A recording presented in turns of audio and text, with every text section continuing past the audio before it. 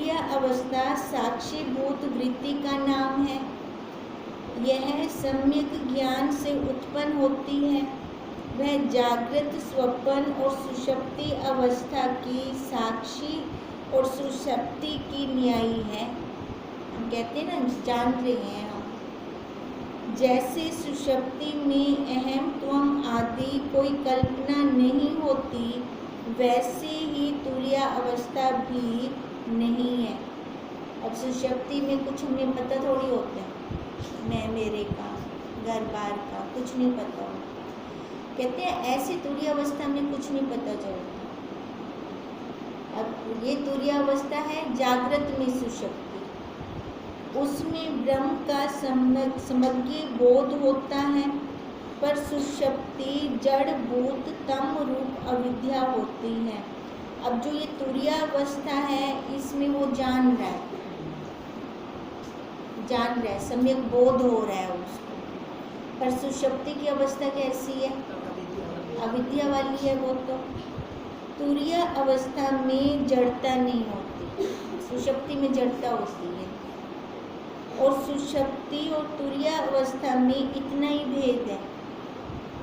तुरीय अवस्था सुषुप्ति अवस्था एक अज्ञान की है और उसमें जड़ता है, और तुरीय अवस्था ये ज्ञान की है और इसमें जड़ता नहीं है। सच्चिदानंद साक्षी वृत्ति होती है तुरीय अवस्था में। सम्यक बोध का नाम तुरीय पद है। मतलब सही से ज्ञान हो गया हमें कि ये नाम रूप आकार नियम में, जैसे हम कल उदाहरण ले रहे थे कि इंद्रियों को वो अभ्यास हो जाता है, इंद्रियां स्वतः उस साइड अपने आप जाती हैं। अब कहते हैं कि मन को अभ्यास हो जाता है, अब मन स्वतः वहाँ जाता है। जैसे हम गाड़ी का उदाहरण ले रहे थे, ये गाड़ी चला रहा है, पहले तो इंद्रियां भी सजग है, उसकी मन बुद्धि भी सजग है। जब नया नया बच्चा कोई सीखता है तो फिर जब रोज चलाता है, इतना अभ्यास हो जाता है, निपुण हो जाता है, फिर मन बुद्धि सजग नहीं है, फिर इंद्रियां सजग है, अपने आप उसकी ब्रेक लगती है, अपने आप वो साइड से मोड़ लेता है, फिर खाना भी खा रहा है और से बात भी कर रहा है और गाड़ी भी चला रहा है। ऐसे होता है। अब ये तुरीय अवस्था भी ऐसी ही है। अब तुरीय अवस्था में उसका स्वभाव पक जाता है कि मैं ब्रह्म हूँ, सारा व्यवहार कर आएगा, पर उसकी वृत्ति नहीं जाएगी बाहर, उसकी वृत्ति अंदर की अंदर ही रहेगी। सम्यक बोध का नाम तुरीय पद है। तुरीय इससे भिन्न नहीं है, ऐसे निश्चय से मैंने इसको देखा। अब जो सोया हुआ था उसके अंदर देख रही है ना ये सारी अवस्थाएं। हे बद्रिक, चारों अवस्था मैंने माया अर्थात स्फुरन सहित भिन्न भिन्न देखी। माया, अब ये माया से ही बोला जा रहा है ना, अंतःकरण से जुड़ के बोला जा रहा है। अब कहते हैं एक तो वो माया हो गई, और ये इच्छा थी मेरी कि मैं देखूं इसको, वही स्फुरन सहित मैंने सारी भिन्न भिन्न देखी। भिन्न भिन्न अवस्थाओं का वर्णन कर रहे हैं नहीं, पर आत्म सत्ता अपने आप में एक है। सत्ता तो वही। अब देखो हम खाना बनाते हैं, है ना, खाना बना रहे हैं, आंख के द्वारा काम हो रहा है, हाथ से बेले जा रहे हैं। अच्छा, कोई आके बात भी करते हैं तो कान इंद्री के द्वारा हम बात कर लेते हैं उससे, है ना, वाणी से बोल भी रहे हैं, पर इन सबको सत्ता देने वाला वही है, एक है ना। अब ऐसे कह रहे हैं तो ये अलग अलग, पर इनको सत्ता देने वाला, इन अवस्थाओं को सत्ता देने वाला वही आप में स्थित है। उसमें ना कोई जागृत है, न स्वप्न है, न सुषुप्ति है, न तुरीय अवस्था। उसके अंदर कुछ नहीं है। ये खाली हमारी बुद्धि में बैठ जाए, हम समझ जाएं कि हम वही हैं, उसके लिए ये असत्य को खोला जाता है। इनका भेद वहाँ नहीं है अपने साक्षी रूप में। आत्म सत्ता सदा अद्वैत है, और ये चारों अवस्थाएं चित्त संवेदन में होती हैं। ये हमारी फुन्नों में है। ये जागृत अवस्था, मैं जागती बैठी है जागृत, मैं स्वप्न देख गिरा है ना, मैं सुषुप्ति में चली गई। ये जब हम शरीर पर बैठकर बात करते हैं तो ऐसी बातें करते हैं हम। इसलिए कह रही है कि ये चारों अवस्थाएं चित्त में है। हमें पता है इसको जागृत कहते हैं, इसको स्वप्न कहते हैं, इसको सुषुप्ति कहते हैं। हे बदिक, ऐसा अनुभव करके मैं बाहर आया। उस सोए हुए के अंदर गए थे, अनुभव कर लिया, कोई जगह नहीं है ना, हेता वो अपनी सत्ता ही है। अनुभव करके फिर बाहर निकल आए। बाहर भी मुझको वैसे ही दिखने लगा। तब मैंने कहा कि यह जगत मुझको उसके भीतर दिखा था। अब पहला प्रश्न यही था ना, जो बाहर है तो अंदर कैसे दिखता है। अब कहते बाहर तो निकल आया, अब बाहर निकल कर मैं वही देख रहा हूँ जो उसके अंदर चल रहा था। प्रथम जब उसके भीतर मैंने प्रवेश किया था और उसके भीतर सृष्टि देखी थी, तब उसका और मेरा संवेदन मिल गया था। दोनों की वृत्ति एक होगी जब उसके अंदर चले गए थे। पर जब मैंने अपना संवेदन उससे भिन्न किया, तब दो ब्रह्मांड हो गए। उसका अलग हो गया, मेरा अलग हो गया। एक उसका संवेदन फूटने में और एक मेरे संवेदन में भासित होने लगा।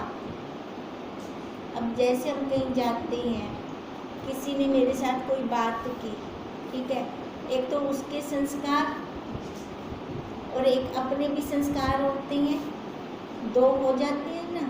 अब ऐसे कह रहे हैं, एक उसका संवेदन फूटने में और एक मेरे संवेदन में भासित होने लगा, क्योंकि मैंने प्रथम उसकी सृष्टि को देख और अर्थ रूप जानकर ग्रहण किया था।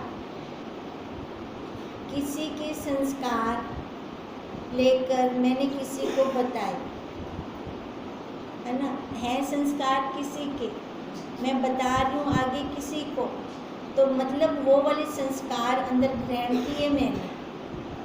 अब ऐसे वो उसके संस्कार जब अंदर गए, वो ग्रहण किए, ग्रहण करके बाहर वो उसको अर्थ रूप जान रहे हैं, क्योंकि मैंने प्रथम उसकी सृष्टि को देखा और अर्थ रूप जानकर वो ग्रहण किए। वो संस्कार सच्चे लगे मेरे को, उसका संस्कार दृढ़ हो गया। फिर आत्म सत्ता के आश्रय से जैसे संवेदन फूटता गया, वैसे ही होकर भासित होने लगा।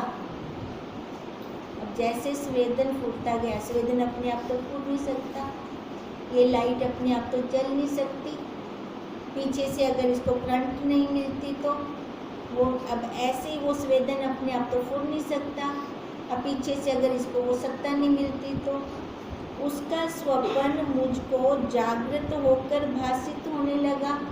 जो उसके अंदर के संस्कार थे वो अब वो बाहर देख रहे हैं। अब क्या कह रहे हैं, उसका स्वप्न मेरे को जागृत, अब क्योंकि दोनों की एक हो गई थी संवेदना, उसके अंदर गए तो उसकी संवेदना के साथ अपनी संवेदना को जोड़कर तभी तो उसके जान पाए। अब बाहर निकलकर पहले तो उनको वही लगता रहा जो उसके अंदर था, अब फिर उसको अलग अलग करके देखा।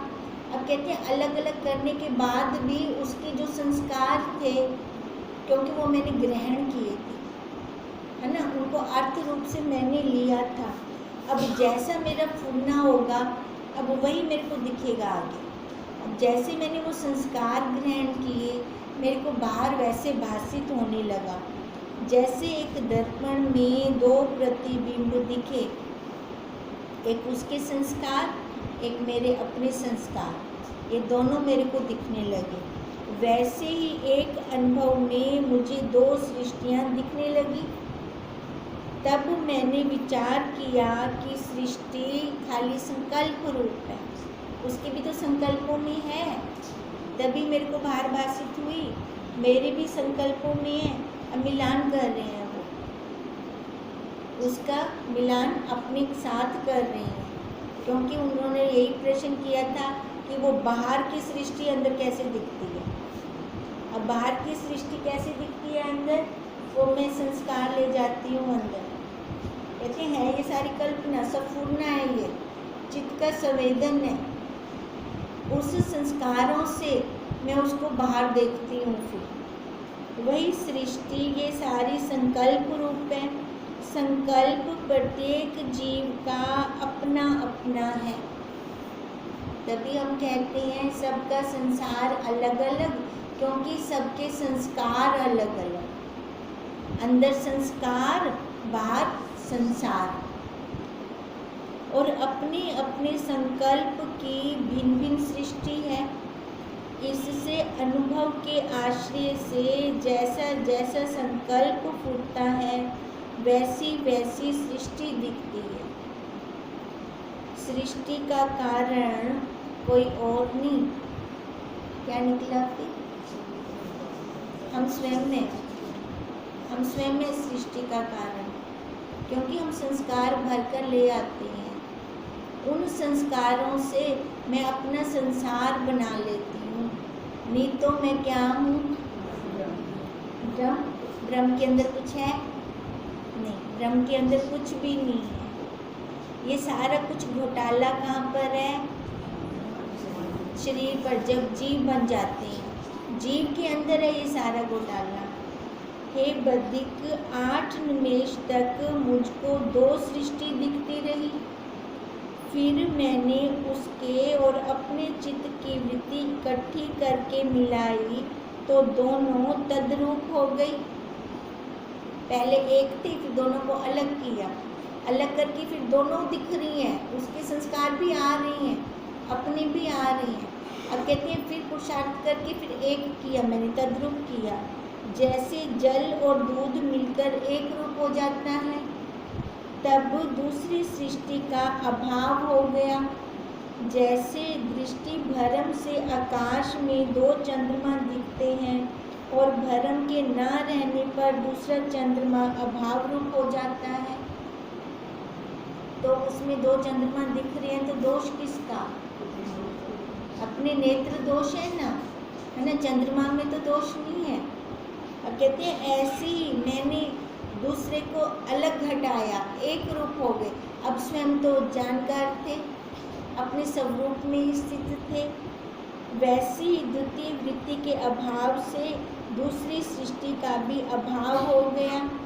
निदान एक ही सृष्टि दिखने लगी, नाना प्रकार के व्यवहार होते दिखे और चंद्रमा, सूर्य, पृथ्वी, द्वीप समूह स्पष्ट भासित होने लगे। कुछ काल के उपरांत चित्त की वृत्ति सुषुप्ति की ओर आई और स्वप्न की सृष्टि का विस्तार लीन हो गया। अब देखे थे सारे संस्कार थे ना, अब अपनी वृत्ति को अंदर की तरफ हम खींचते हैं तो बाहर जितना कुछ देखा होता है सारा धीरे धीरे अंदर लय करते हैं। अब ऐसे ही पहले स्वप्न की सृष्टि का विस्तार लीन होने लगा। जैसे संध्या के समय सूर्य की किरणें सूर्य में लय हो जाती हैं, जब वह सृष्टि चित्त में लय होने लगी तब स्वप्न की सृष्टि मिट गई, खत्म हो गई। तब स्वप्न की सृष्टि सुषुप्ति अवस्था हुई और सब इंद्रियां स्थिर हो गई। हे बद्रिक, सुषुप्ति तब होती है जब जीव अन्न भोजन करता है, अन्य कोश में होता है, और वह स्वाही नाड़ी पर आकर स्थित होता है।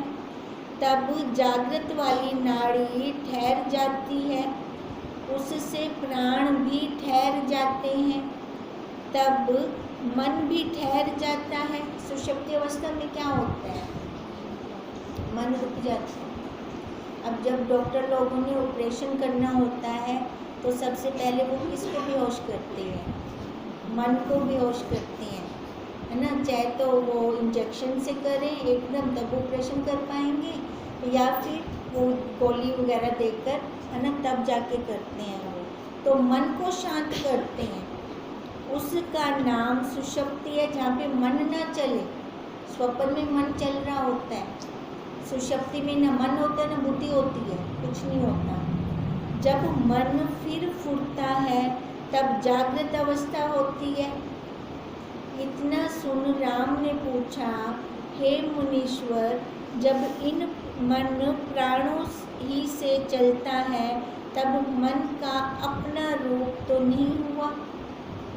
अब राम जी ने क्या प्रश्न किया कि जब मन प्राणों से चलता है तो मन का अपना रूप तो ना हुआ, क्योंकि उन्होंने बोले ना सुषुप्ति में प्राण ठहर जाते हैं, प्राण ठहरते हैं तो मन भी ठहर जाता है। अब प्राण चलेंगे तो मन भी चलेगा।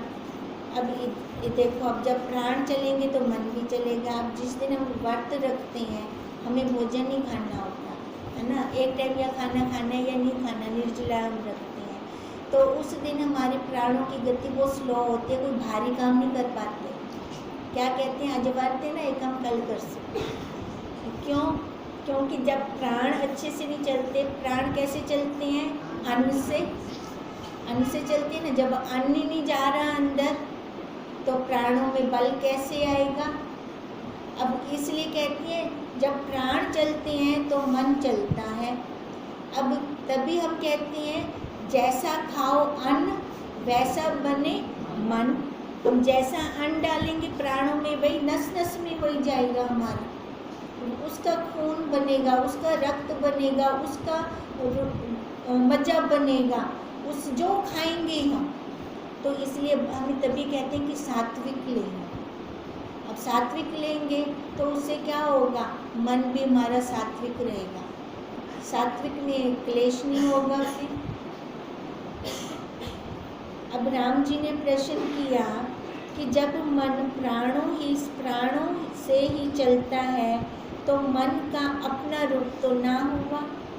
वशिष्ठ जी बोले, हे राम, परमार्थ से कहिए तो देह ही नहीं है। तो मन आखदा नहीं, मैं आखदा भी देह ही है नहीं, है ना, देह का भी अपना कोई रूप है नहीं। तो मन क्या हो? जब देह ही नहीं था, मन क्या चीज़ है? जैसे स्वप्न में पहाड़ दिखते हैं वैसे ही यह शरीर दिखता है, क्योंकि सबका आदि कारण कोई नहीं। अब स्वप्न में पहाड़ दिखे, इसका क्या कारण? कहीं कोई कारण है इसका? नहीं। ऐसे कहते हैं वैसे ही ये, क्योंकि सबका आदि कारण कोई नहीं, इससे जगत मिथ्या भ्रम है, केवल ब्रह्म सत्ता अपने आप में स्थित है। अब स्वप्न का उदाहरण दिया। स्वप्न में हम बहुत कुछ देख लेते हैं और ये सारा क्या है? झूठ है, क्योंकि उठते हम कह देते हैं ना, है नहीं, झूठ है ये। कहते हैं ऐसे ही इतना कुछ देखने के बाद हम झूठ बोल देते हैं। तो ये जो दिख रहा है तो ये सत्य कैसे हो गया? क्योंकि पीछे मिलान कर दिया, स्वप्न और जागृत एक ही है, दोनों अंदर से निकल रही हैं हमारे। जो तत्ववेत्ता हैं उनको तो ऐसे ही भाषित होता है, खाली ब्रह्म सत्ता वही है। अज्ञानी के निश्चय को हम नहीं जानते। अब अज्ञानी के अंदर क्या क्या चल रहा है?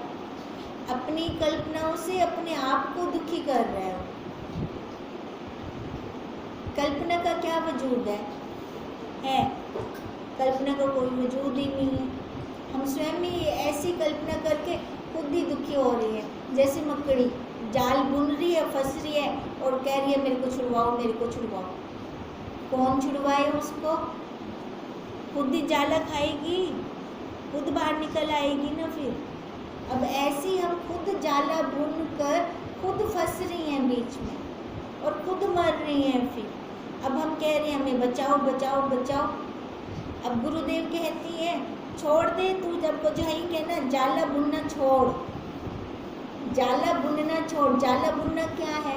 जाला बुनना यही है, ये मेरा घर है, ये मेरा परिवार है, ये मेरे बच्चे हैं, ये मेरा पति है, ये जाला है। कोई घर परिवार कहनी है अपना, कोई अपने बच्चे कहनी, कोई पति कहनी है अपना। ये हम कर्मों का लेन देन का भुगतान करने आए हैं। अब जब ऐसा भुगतान बुद्धि में बैठ जाएगा ना, मेरी प्रारब्ध है बस, उसका भुगतान कर रही हूँ, शरीर है तो प्रारब्ध है, अब प्रारब्ध का भुगतान करने आई है तो वहाँ मोह आसक्ति क्यों? अब वो ये जाला बुन लिया मैंने अपना सारा, अपना बनाकर। अगर मेरी इच्छा नहीं पूरी हुई कोई, फिर क्या होगा? क्लेश होगा और दुख लगेगा अंदर। अब दुख लगेगा तो फिर मैं क्या करूँगी? दुखी होऊंगी। तो फायदा क्या? दुखी बंदा कभी भी परमात्मा का नाम नहीं ले सकता, अपनी वृत्ति को उससे जोड़ नहीं सकता।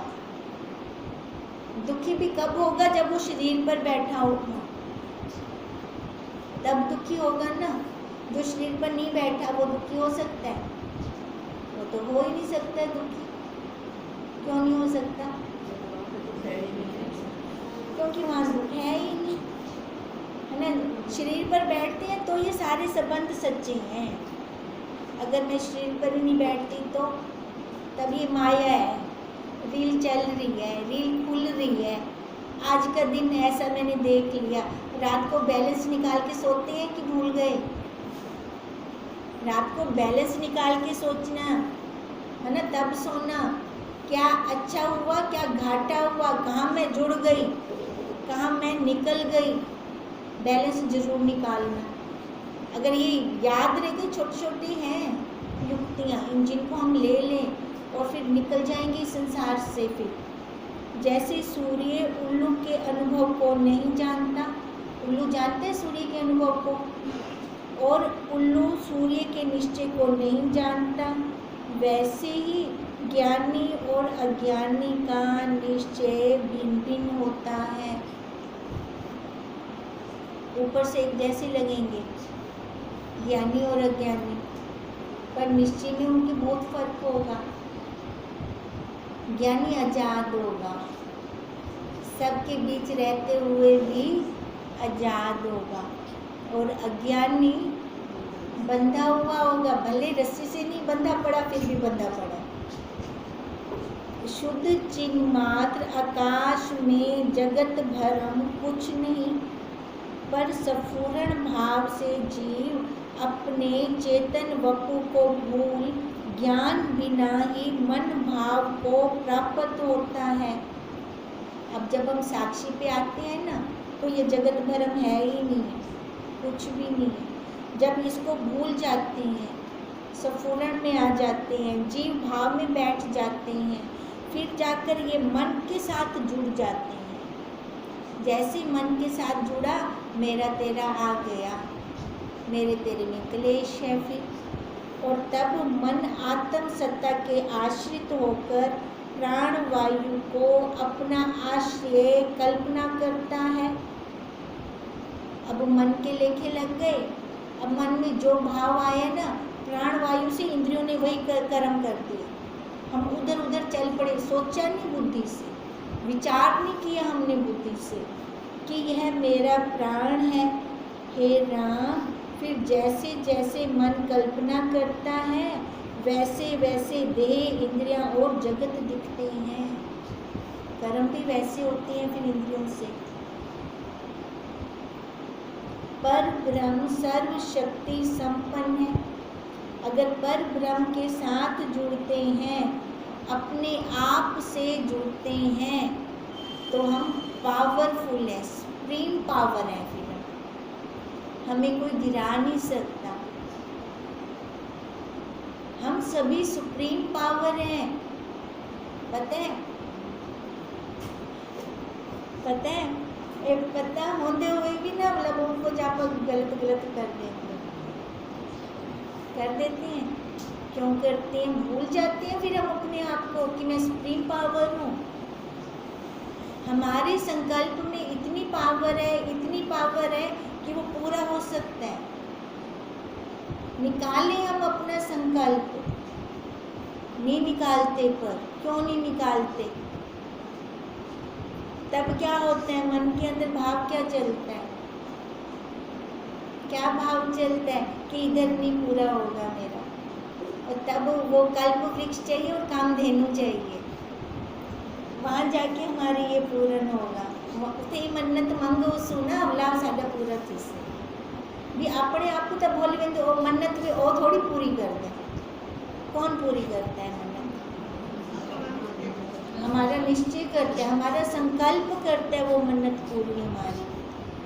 पर ब्रह्म सर्वशक्ति संपन्न है, उसमें जैसी जैसी भावना से मन फूटता है वैसा वैसा रूप ही भासित होता है। तभी हम बार बार उदाहरण यही ले रही हैं कि दर्पण के सामने मैं जिस गुणों से खड़ी होंगी वही गुण दर्पण दिखा देगा, हाव भाव मेरे वही आएंगे उसके ऊपर। वास्तव में और कुछ नहीं, केवल ब्रह्म सत्ता ही अपने आप में स्थित है। मन का फूटना जैसे जैसे दृढ़ हुआ है वैसे ही वैसे देह, इंद्रियां और जगत भासित होने लगी।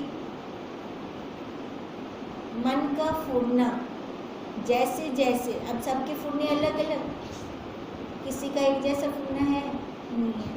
अब जिसका जैसे फूटना होगा ना उसको वैसे ही लगेगा संसार में। अब सारे दुखी भी नहीं, सारे सुखी भी नहीं है ना।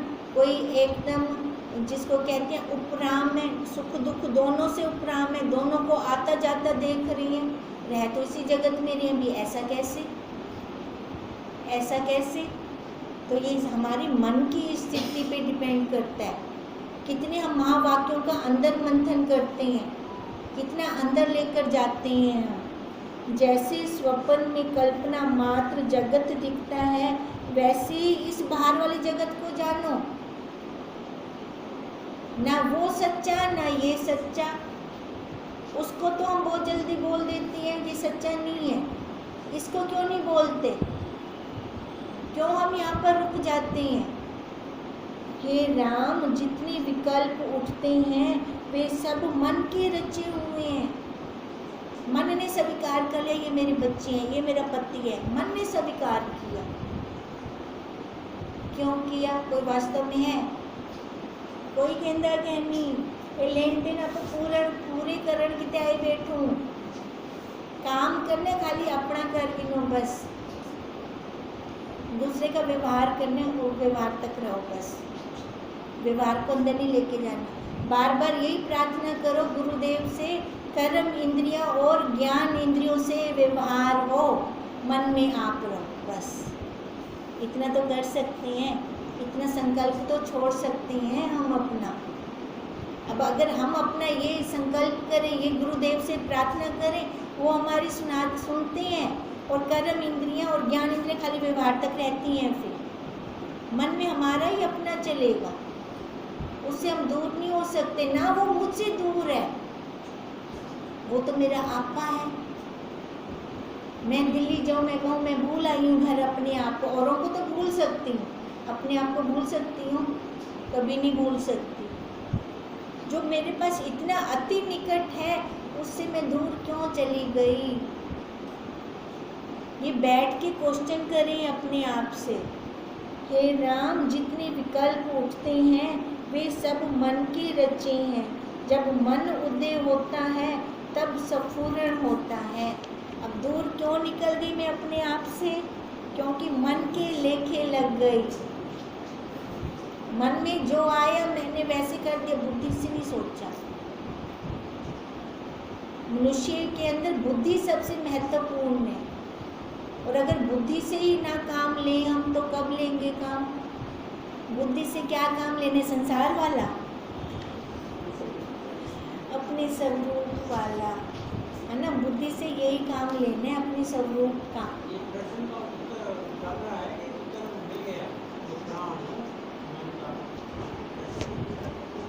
अभी ना उनका चल रहा है ये।